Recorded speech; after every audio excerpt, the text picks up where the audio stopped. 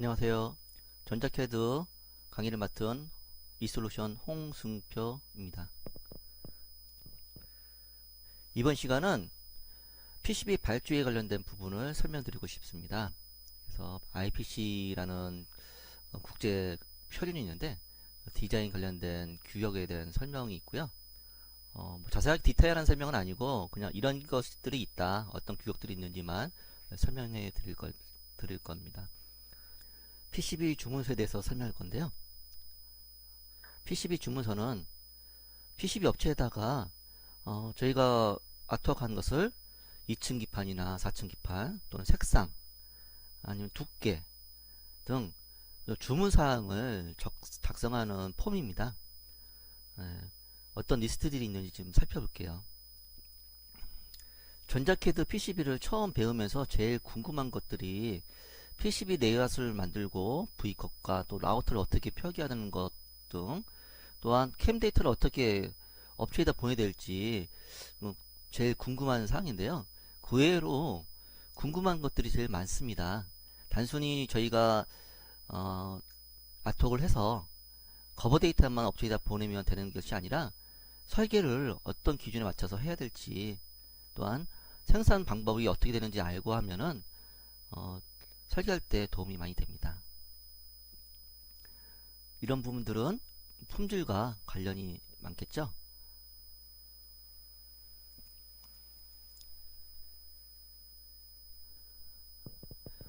지금 NCS 학습 모듈이라고 되어 있는데요. 전문대나 폴리텍에서는 NCS라는 국가직무능력 표준에 맞춰서 교과목을 편성하고 있어요. 그래서 지금 NCS 사이트 가시면은 교재를 PDF 파일로 받아볼 수가 있습니다. 그래서 저희가 전자캐드 관련된 부분을 한번 찾아봤는데요. 대부분 ORCAD로 된 교과목들이더라고요. 그리고 ORCAD에 관련된 기능들 위주로 되어 있고요. 실질적으로 PCB를 관련된 부분들을 설명한 책들이 없어요. 참 아쉬운 부분인데요. 앞으로는 이런 부분들도 좀 보강이 되었으면 좋겠습니다. 지금 화면은 PCB를 제조하는 PCB 공장의 공정도입니다. 자세히 보시면은 IPC 규격들이 있는데요. 각각 공정별로 해당되는 IPC 규격서를 보시면은 도움이 많이 되실 겁니다. 기본적으로는 PCB 원판들이 있고요. 원판들을 드릴링하고 라미네이터로 압착하고 검사, AOI는 유관 검사죠. 예, 장비로 불량품을 걸어낸 다음에 솔더 마스크 작업도 하고, 솔더 마스크는 납을 입히는 과정일 겁니다. 현재 IPC 스탠다드가 있는데요. 여기서 교육을 하고 있는 것은 IPC 600하고 JSTD입니다. 나머지들은 문서로 따로 제공하고 있습니다. 지금 보시는 화면은 SMT 라인 공정하고 자삼 라인 공정이 되겠습니다. 노딩 장비가 있고, 실크 스크린 프린트 장비가 있고요. 픽 플라이스 해서 부품을 PCB에다가 얹어주는 장치, 이런 픽 플라이스 장치가 여러 가지가 있고요. 그 다음에 오븐이 있고, 리플러, 그 다음에 AOI는 검사 장비, 불량품을 걸러낼 거고요. 그리고 이거는 SMT 라인이 되고요. 이쪽 위에 있는 것들은 외부 솔더링이 있네요. 이거는 이제 부품이 꽂아진, 그러니까 뒷부품들을, 뒷부품에 대한 PCB를 외부 솔더링으로 납땜하는 공정입니다. 여기서는 자사 관련된 공정이 없네요. 스텐실에 관련된 규격서는 IPC 7525A가 되겠습니다. 부품에 대한 규격서들은 이렇게 IPC 600에 관련된 내용이라든지 JSTD 문서들을 보시면 되겠습니다. IPC 일반 문서 재료 사양으로 되어 있는데요. IPC.org 가시면은 국제전자산업표준협회라고 전자장비 및 소자부품의 조립 및 생산 규격의 표준화를 목적으로 하는 협회입니다. IPC는 미국 국립표준협회와 표준개발기구에 의해 표준개발과 제정기관으로 인정받았고요. 이미 제정된 표준들은 전 세계적으로 활용되고 있습니다. 국내에서도 전자산업계에 널리 활용되고 있는데요. 방위산업체 쪽에서 많이 사용되고 있어요. 일부 문서들은 국내 IPC 공인인증센터에서 서적을 구매할 수가 있습니다. 일반 문서에는 IPC T50 용어 및 정의가 되어 있고요. 그리고 이득1호 인쇄기판의 취수와 오차, 인쇄기판에 대한 문서 요건, 연성 원재료 시험 패턴. 연성이라는 거는 플렉시블 관련된 재료 같아요. 소자가 실장되지 않은 인쇄기판의 정기시험을 위한 지침과 요건, 그리고 재료 원재료 관련된 내용이죠. 단면 또는 양면 연성 인쇄 회로에 대한 압력 민감 접착제 어셈블리 지침, 인쇄 배선 적용에 대한 금속 호일, 인쇄 기판에 대한 라미네이트 프리브레그 재료 표준, 연성 회로에 사용하기 위한 연성 기반 유전체, 연성 인쇄 회로와 연성 결합 필름을 위한 커버로 사용되는 접착제가 코팅된 유전체 필름, 연성 인쇄 회로 제조에 사용되는 연성 금속 외장 유전체. 재료 사양이니까요. PCB를 제조하는, 그러니까 원재료를 제조하는 업체에서 봐야 될 사양입니다. IPC 성능과 검사 문건, 그리고 연성 어셈블리와 재료 표준을 보겠습니다. IPC 문서들은 대부분 IPC 앞에 되어 있어요. IPC-A6000이 있는데 600 같은 경우는 국내에서 교육을 하고 있습니다. 인쇄 배선 기판의 허용 가능성, 인쇄 기판에 대한 일반 성능 세부 기준, 인쇄 배선, 연성과 경연성에 대한 사양, 등등 이렇게 있는데요. 이 교육을 받는 목적은 단순합니다. 우리가 PCB를 제조할 때 이런 규격에 맞춰서 제조를 해야 되는데요. 허용 가능성을 명시하고 있어요. 불량 요인이라든지 정상적인 제품과 불량 요인을 구분할 수 있는 조건들을 사진과 함께 설명을 하고 있거든요. 그러니까 이런 조건에 대해서는 불량이다 아니다라는 기준이 되는 것입니다. 그런 표준을 설명하고 있어요. IPC 2220, IPC 7250, 7350 시리즈가 있는데요. 이것은 디자인 사양에 관련된 내용입니다. 디자인 사양이라는 것은 PCB 설계, 그러니까 저희가 아트를 하게 되니까 아트웍 부분에서 해당되는 부분입니다. 저같이 이제 개발 엔지니어 같은 경우는 이 디자인 사양을 꼭 보셔야 될 사항 같아요. 그래서 둘둘둘둘 공고 같은 경우는 인쇄 기판에 대한 표준과 연성 인쇄 기판에 대한 단면 디자인 표준 등 기판 설계에 관련된 표준을 말하고 있고요. IPC 7251 같은 경우는 일반적인 스로홀이라든지 스로홀 디자인, 그리고 랜드 패턴, 그런 기준들을 설명하고 있습니다. 그래서 밑으로 보시면은 PGA 아니면 커넥터라든지 헤더 같은 여러 가지 규격을 따로 정의하고 있습니다. 이것은 이제 PCB 관련된 내용들이니까 패드와 홀 사이즈, 그런 것들이 정의가 되어 있겠죠. 그리고 IPC 7351 시리즈가 있는데요. IPC 7351 같은 경우는 표면 실장과 표준 랜드 패턴의 요구 조건을 설명하고 있습니다. 그래서 일반적인 부품, 캐패시터라든지 저항, 레지스터, 코일, 인덕터, 다이오드, LED 등, 또는 패키지 형태에 따라서 SOP, SOD, SOT, 2 시리즈가 있고요. IPC 7351은 랜드와 패턴에 관련된 표준입니다. 멘토 그래픽사 같은 경우에는 IPC 7351 규격을 LP 유저드라는 유틸리를 통해서 만들 수 있도록 제공하고 있습니다. 부품 라이브러리에 있는지 좀 확인할 텐데요.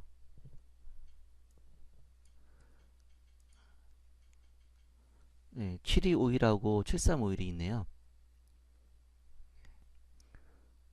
7251에 어떤 것들이 있는지 보겠습니다. PGA도 있고요. 저항, 레지스터가 이제 정일 거고요. 싱글 패키지죠. SIP는 싱글 패키지로 되는 거고요. 보통 어레이 저항 같은 경우 많이 사용됩니다. 아니면 점퍼라든지. 여기는 이제 캐패시터가 있네요.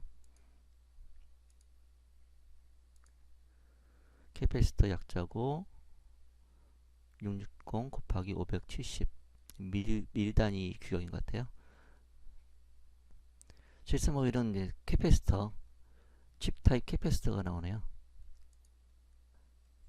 1608 2013 지금 화면은 IPC 7251 랜드 패턴에 대한 규격입니다. 그래서 멘토그래픽이면 페이지죠. 페이지에 7251 그 패드 스택 네임이 여기 되어 있고요. 그 네임 규격이 C는 서클 그리고 S는 스퀘어 사각형 의미하는데요.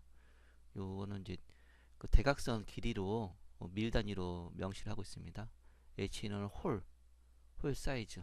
그래서 홀 사이즈가 있고요. 홀 타입. 그다음에 105 마운트 랜드 사이즈가 대각선으로 명시해서 이제 작성됐다. 그런 얘기입니다. 그래서 7251 PTH 패드 스택 테이블 A, B, C 레벨을 만들었고요. 아까 봤듯이 라이브러리 보시면은 7251이 있고요. A, B, C가 있네요. A, B, C.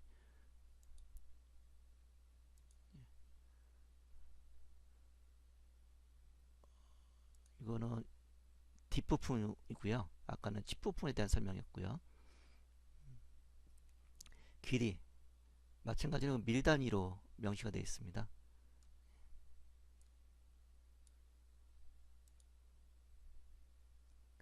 이 패드 같은 경우는 지름이 40mm 이라는 거 알 수 있고요.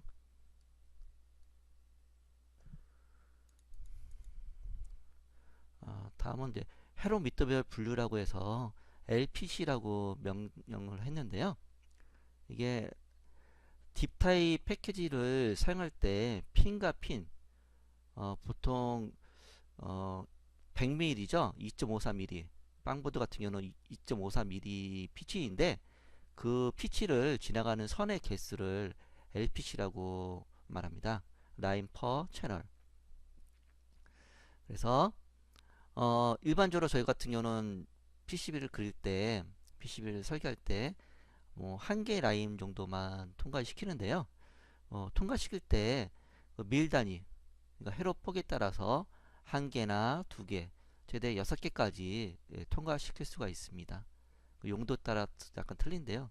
저 같은 경우는 일반 PCB를 많이 하기 때문에 10mm에서 많이 하고 있고요. 이렇게 한 개, 두 개 선을 지나갈 때는 8mm 간격, 그러니까 0.2mm 간격으로 배선합니다. 대신에 선과 선의 사이와 또 다른 패드와 사이는 등 간격으로 하는 것이 좋습니다. 하나일 때는 정중앙에 이렇게 한쪽으로 쏠리면 안 되고요. 이런 규칙들은 IPC 2221에 명시가 되어 있습니다. 거기 있는 사진을 제가 캡처한 거고요. 이런 헤러폭 같은 경우는 제조사, 그러니까 PCB를 만드는 제조회사의 그 성능에 따라서 못할 수도 있어요. 그래서 최소 할 수 있는 규격도 물어봐야 합니다. 또한 업체에다 보낼 때는 저희가 커버 데이터를 보내지만은 실질적으로 필름으로 프린트해 가지고 작업을 하거든요. 그래서 필름을 만드는 프린터 회사의 성능, 우리 프린터 같은 경우는 600dpi, 1200dpi 하지 않습니까? 그런 것처럼 정밀하게 인쇄할 수 있는 장치가 있어야지 미세한 선폭도 작업이 가능할 것입니다. 용도와 재료별 구분이라고 되어 있는데요. IPC에서 PCB, 커넥터, 또 케이블, 패키지, 어셈블리에 관련된 규격을 제정하고 기술을 자료를 공급하는 기구인데요. 검사 기준을 클래스 1부터 클래스 4까지 4등분하여 검사 기준을 차별화하기 위해서 만들어 놓은 것입니다. 우리가 민수용으로 사용하는 일반 기판을 군수용에 사용하는 기판과 같이 검사 기준을 높게 잡으면은 단가가 많이 올라가겠죠. 그러므로 클래스를 4등분을 하였습니다. 클래스 1 같은 경우는 클래스 1은 외관 분량이 그다지 문제가 되지 않고 기능만 나오면은 되는 PCB입니다. 간단하게 테스트할 수 있는 PCB 정도면 될 거고요. 클래스 2 같은 경우는 일반적인 그 산업용으로 사용되는 보드입니다. 검사나 스펙, 또 QC 관리 정도 어느 정도 신뢰가 보장되어야 되는 산업용 장비에 사용되는 PCB를 의미합니다. 저 같은 경우는 산업용 보드를 많이 개발하기 때문에 클래스 2에 해당되는 등급을 받아야 되겠죠. 클래스 3은 신뢰성이 높게 보장되는 전자제품에 사용되는 PCB를 검사할 때 사용되는 기준입니다. 클래스 4는 심장 박동기 같이 생명 보조 장비나 연속으로 작동 시 고도의 신뢰성이 보장되는 제품에 사용되는 PCB입니다. 이러한 제품은 각종 테스트에 의해 성능이 보장되어야 합니다. PCB는 재질의 물리적 특성상 세 가지로 구분됩니다. 즉, 일반 PCB인 리기드 타입과 구부러지거나 접힐 수 있는 플렉시블 타입, 그리고 상기 두 가지 형태를 하나로 결합시킨 리기드 플렉시블 타입이 있습니다. 리기드는 우리가 흔히 아는 PCB이기 때문에 별다른 설명이 필요 없고, 플렉시블은 카메라 같이 외형이 직육면체인 전자제품에서 사각형이 리기드 타입 PCB로 공각 제약 문제가 있거나 휘거나 또 접혀 들어가게 유리하게 되는 제품에 사용이 됩니다. 또한 프린터 헤드와 같이 구동되는 부분에 정기적 연결이 필요할 때 사용될 수 있습니다. 리기드 플렉시블은 보다 컴팩트하고 정기적 접속 횟수를 줄여 고도의 신뢰성을 요구하는 항공, 우주, 군사용 장비에 채용되며 노트북, PC, DVD 등에서 쿠키스를 사용하고 있는데, 재질의 특성상 어셈블리 효율이 떨어지고 제조에 특수 기술이 요구되어 섣불리 접근을 하면 안 되고, 전자제품의 기능이 복잡하고 소형화가 요구되는 제품의 사용이 늘 것으로 예상이 됩니다. PCB 업체의 주문서 화면을 제가 캡처했는데요. 한샘 디지텍은 샘플 PCB를 많이 하는 업체예요. 그래서 소량으로 할 때 많이들 사용하고 있고요. 양산할 때는 단가가 약간 높더라고요. 그래서 그런 부분들은 견적서를 받고 진행하시기 바랍니다. 레이어는 PCB 레이어가 저희가 설계할 때 단면으로 설계할 것이냐, 양면으로 설계할 것이냐, 또는 4층, 6층, 8층, 10층 설계할 텐데요. 그것을 선택을 할 수가 있습니다. 보통 짝수로 많이 되겠죠. 단면만 홀수이고 2층 이상은 짝수 배열로 올라갑니다. 샘플은 4장이 기본이고요. 보통 반판 주문하거나 또는 수량으로 20장, 40장 뭐 이렇게 주문하기도 하고요. 또는 한 판, 그렇게 하기도 합니다. 여기서는 한샘은 샘플 개념으로 많이 하기 때문에요. PCS로 이제 고정한 것 같아요. 다른 데는 수량을 판 단위로도 제작이 가능합니다. 보통 한 판 같은 기준은 1m, 1m 기준입니다. 근데 저희가 PCB를 설계할 때 1m, 2m로 그렇게 크게 하진 않고요. 최대한 할 수 있는 게 보통 4분의 1 정도 사이즈더라고요. 그래서 500에 500 정도는 업체에 보내서 작업을 할 수는 있을 거예요. 또한 뭐 500이 이상 되는 경우도 작업이 가능할 텐데요. 그럴 경우에는 반드시 제조사에 작업이 가능한지 물어봐야 합니다. 그 다음에 재질이 있네요. 재질 FF4라고 했죠. 즉 에폭시입니다. 여기서는 FF4가 4가지가 있네요. 다른 분들은 저는 잘 모르겠고요. 어쨌든 저희가 주로 쓰는 게 FF4. 테프론 같은 경우는 사고를 준다고 되어 있네요. 두께. 두께도 중요한데요. 0.2T부터 뭐 3.2T까지 다양하게 있네요. 일반적으로 사용되는 PCB는 1.6T입니다. 저희가 PCB를 사용하는 것은 1.6T고요. 너무 두께가 얇아지면 단가가 올라갑니다. 저 같은 경우는 1.6T 주로 많이 사용하고 1T도 쓰기도 하고 0.4T를 사용하기도 하는데요. 0.4T 이하는 PCB가 약간 유연하게 움직여요. 구부러질 수 있는 타입이라서 사용하긴 하는데 이것은 잘못하면은 패턴이 크랙이 갈 수가 있어요. 그래서 좀 주의하셔야 합니다. 동박면이 있는데요. 전기가 통할 수 있는 구리층이죠, 동박. 예, 동박을 부식시켜서 패턴이 지나가게 하는 것인데요. 기본은 1온스가 기본입니다. H 온스는 이제 하프 온스 해갖고 2분의 1 온스를 의미하고요. 네, 2분의 그 다음에 2온스가 있네요. 2온스 올라가면 단가가 당연히 올라가겠죠. 네, 기본으로 하는 것이 좋습니다. 솔도색하고 실크색이 있는데요. 솔도색 같은 경우는 PCB 색상을 의미합니다. 그래서 녹색을 기본으로 하고 있고요. 색상을 달리하게 되면은 기본적으로 5만원을 더 받더라고요. 그래서 그런 것들은 단가가 올라가니까 사전에 협의가 필요합니다. 검정색들 많이 사용하기도 하고 빨간색, 뭐 빨간색 하면 좀 이쁘기도 하더라고요. 그리고 실크색이 있습니다. 실크색은 글씨라든지 라인이라든지 그런 패키지를 표시할 때 사용되는데요. 보통 뭐 레퍼런스 명칭이라든지 C1, C2, 뭐 R1, R2 그런 식으로 명칭을 정하거나 패키지 형태를 사이즈 같은 걸 그려질 때 사용됩니다. 그래서 흰색이 제일 무난하고요. 경우에 따라서는 검정색이라든지 녹색, 청색 등을 사용하기도 합니다. 실크는 양면이겠죠. 당연히 양면이거나 단면 둘 중에 하나 선택할 수가 있습니다. PCB가 10층이라고 해서 내층에는 사용하는 건 아니고요. 외곽만 실크 인쇄를 할 수가 있습니다.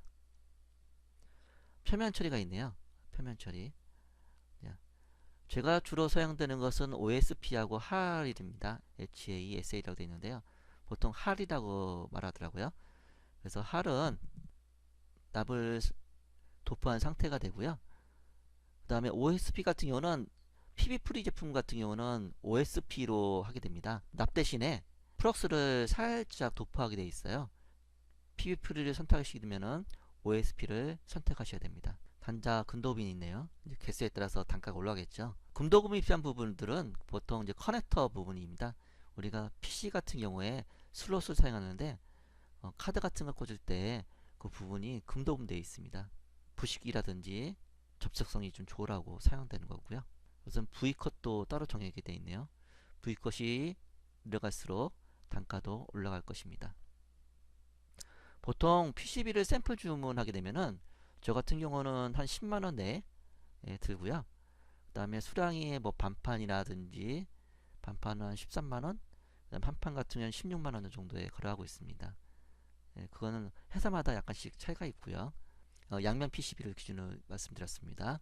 PCB 두께에 관련된 내용입니다. 그래서 0.8T 미만은 동반면을 포함하지 않은 치수입니다. 그래서 0.6T라면은 0.12가 추가되어서 0.72mm가 되네요. 그 정도 두께가 되고요. 0.8T부터는 0.6mm, 0.06 정도 또 추가되었습니다. 그래서 거의 비슷한 두께가 나옵니다. 양면 원처 공처도 마찬가지고요. 동박이 불포함되어 있고 동박이 포함된 두께 차이를 두고 있네요. 동박 두께입니다.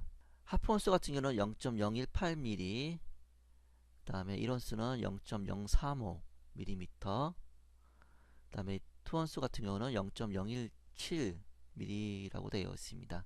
구리 두께를 의미하고요. 패턴 폭은 0.1mm라고 되어 있는데요. 이것은 이제 최소 폭을 의미합니다. 그래서 0.1mm까지는 작업이 가능한 것을 의미하고 있고요. 두께가 온스가 두꺼울수록 폭이 좀 늘어날 수밖에 없습니다. 왜냐하면 높이가 높아지기 때문에 0.1mm까지 작업할 수 있다는 얘기는 요 3mm까지 작업할 수 있다는 의미네요. 그림 보시면 요 패턴의 폭을 의미하는 겁니다. 이 폭 또는 패턴과 패턴의 사이 폭, 이런 규격들이 최소 폭을 의미합니다. 비아홀 가공 정보가 있습니다. 제가 PCB 공장을 가보니까요. 보통 드릴 할 때 PCB 한 장씩 이렇게 드릴링 하는 게 아니라 4장씩 한꺼번에 홀을 뚫습니다. 그래서 4장 또는 여기서는 5장, 6장 정도 같이 넣어서 작업할 수 있다고 되어 있는데요. 보통 1.6T를 가공할 때 0.2mm까지 홀 작업이 가능하다고 되어 있네요. 저는 아토 갈 때는 0.3mm 이하로는 하지 않습니다. 0.3mm 이하로까지 하게 되면요, 드릴날이 얇아가지고 자주 파손이 돼요. 드릴날이 파손되기 때문에 그러면은 제조비가 올라가게 됩니다. PCB 원가가 올라가기 때문에 비하 홀은 0.3mm 정도까지만 작게 사용합니다. 여기서는 OSP와 HAL 관련된 내용입니다. 그래서 HAL 같은 경우에는 1에서 35 미크론 정도 두께로 도포를 할 수 있다고 되어 있고요. HAL에 대한 약어가 나오네요. HAL이라는 것은 Hot Air Solder Laminate라고 되어 있습니다. 그래서 납을 얇게 라미네이트 입힌 것을 의미하고 있고요. OSP는 납땜 접착면이 산화를 방지하기 위해서 접합이 완전하게 되도록 플럭스를 이용한다고 되어 있습니다. OSP는 0.2T 이상에서 작업이 가능하고요. HAL은 0.6T 이상 되어 있네요. PB 프리 제품은 OSP를 사용해야 되고요. 경우에 따라서 손납땜 해야 되는 경우가 있습니다. 그럴 경우에는 HAL로 하는 것이 유리합니다. OSP보다는 HAL이 납이 잘 먹거든요. 그래서 HAL로 작업을 하는 것이 유리합니다. SMT 작업할 때는 굳이 구분은 없습니다. 단 가격이 OSP일 경우에는 PB 프리 제품이기 때문에 단가가 좀 올라갑니다. BI 종류가 나오는데요. BR은 다층 구조의 회로 기판에서 여러 층의 신호들을 연결을 시켜주는 기판 내의 그 조그만 기둥입니다. 네, 이것을 BR라고 하는데요.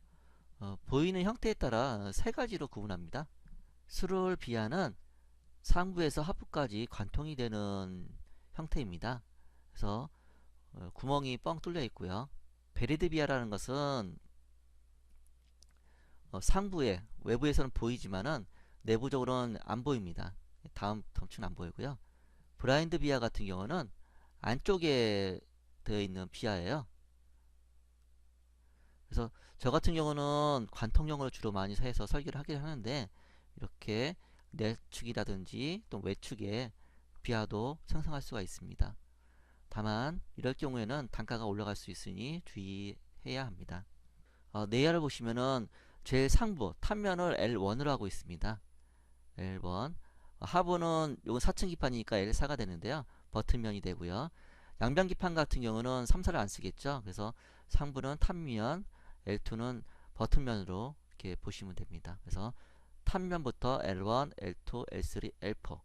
저희가 이제 PCB 아트할 때 레이어를 선택할 때는 L1 하면은 상부, L2는 두 번째, L3는 세 번째, L4는 네 번째가 나옵니다. 구멍 뚫기의 5가지 가공 방법이라고 되어 있는데요. 드릴링, 제일 많이 사용되는 방법입니다. 드릴 날 가지고 보통 라우터 장비에서 많이 사용되는데요. 드릴로 홀을 뚫게 되는데요. 드릴 홀이 많을수록 또는 드릴 날이 종류가 많을수록 단가가 또 올라갈 수가 있습니다. 너무 또 구멍 많이 뚫는다고 좋은 건 아니에요. 다음에 펀치가 있습니다. 펀치 같은 경우는 옛날에 패널은 프레스 같은 거를 한 번에 뚫기 때문에요.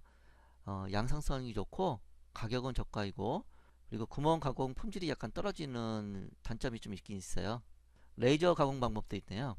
레이저 가공 방법은 알루미나라든지 폴리마이드 필링 같은 경우에 이것을 이제 구멍을 레이저로 가공하기도 합니다. 에칭 방법으로도 작업도 할 수 있다고 되어 있네요. 또는 전자빔 방법이 있습니다. 이건 PCB 가공 시 기판과 적용 가능한 드릴 직경에 관련된 부분인데요. PCB가 1.6T가 주로 많이 사용되는데 이럴 경우는 0.3mm까지 구멍 뚫기가 가능합니다. 구멍 뚫기는 가능하고요. 0.1mm 이하로는 안 되네요. 보통 PCB를 만들게 되면은 3매씩 드릴을 하기 때문에 이 기준으로 하는 것이 좋습니다. 그래서 0.3mm까지는 보편적으로 뚫을 수 있는데 그 이하는 작업하기 어렵다는 거 이렇게 명시가 되어 있네요. 그러므로 0.3mm 이상의 비하홀을 만드는 것이 불량률을 줄일 수가 있습니다. 외부 솔더링과 부품의 방향으로 되어 있는데요. 이것은 IPC7351에 되어 있는 그림을 제가 캡처했어요. 보시면은 부품을 상부에 놓고 하기도 하지만은 하부에다 부착시켜서 납조에다가 이렇게 흘리는 경우도 종종 있습니다. 예, 부품을 양쪽으로 다 해야 되는 경우도 있는데요. 이럴 경우는 그림을 보시면 알겠지만은 부품을 방향에 따라서 납이 이렇게 뭉치는 경우가 있어요. 예, 이렇게 갈 경우에는 뭉치니까 반드시 이런 형태로 설계를 해야 되고요. 또한 자삿발을 위쪽 방향에 놓아야 되겠죠. 여기하고 상부에다가 자삿발을 놓을 수 있도록 요청을 해야 됩니다. 설계는 이렇게 했는데, 설계는 정상적으로 했는데 자삿발을 양쪽으로 놓게 되면은 여기서 90도로 꺾이게 됩니다. 그렇기 때문에 반드시 자삿발 위치도 정해 주시는 것이 좋습니다. 부품에 대한 핀 번호가 되어 있는데요. 1번 핀 위치는 캐패시터 같은 경우는 포지티브 쪽을 1번으로 하고요. 그 다음에 저항이나 캐패시터, 다이오드 같은 경우는 포지티브 또는 캐소드 축을 1번으로 해야 합니다. 다른 것들은 레프트나 어퍼, 아니면 레프트 왼쪽의 상부 쪽을 1번으로 하고 있습니다. 극성이 있는 부품의 실장 방향인데요. 수작업 실장 시 착업 방지 및 동작 검사 시 편의를 위해 전해 콘덴서나 다이오드 등은 극성을 한 방향으로 놓는 것이 좋습니다. 여기서 플러스 정중앙에 플러스 되어 있는 부분이 있는데요. 이것은 오리진, 저희가 이제 부품을 설계할 때 가운데 기준을 원점으로 잡아야 합니다. 왜냐면은 부품을 가져올 때, 여기 만약에 부품을 배치한다고 할 때 부품을 가서 이동할 때 이 원점 기준으로 배치를 하게 돼요. 그때 만약에 원점이 1번에 되어 있다면은 부품이 예, 한쪽으로 치우치게 됩니다.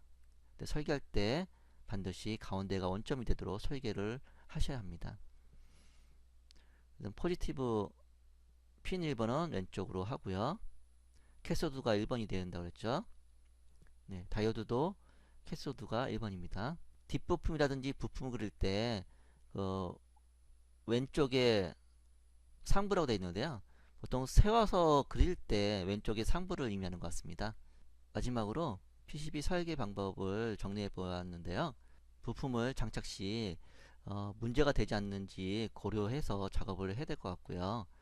그 다음에 부품의 높이 제한을 고려한 부품 선정 및 변경, 실장 후 검사와 리페어를 고려한 설계, 그리고 기능을 고려한 배치 및 발열 부품의 방열 대책, 또는 CE, KC, 전기 안전 인증을 고려한 대책 등을 해야 하겠습니다. 자체 생산 라인을 구축하고 있거나 자산 라인을 보유한 업체인 경우는 내부적으로 문제점을 공유하여 양산을 하지만은 일반적인 중소기업들은 외주 생산을 많이 하는데요. 이에 대한 그 피드백이 잘 안 됩니다. 그래서 생산은 생산대로 좀 많이 피곤하고 어려워지게 되는데요. 생산 시에 또는 수리 시 애로사항을 좀 많이 체크하셔가지고 설계에 반영될 수 있도록 회사별로 설계 표준화하는 것이 좀 중요할 것 같습니다.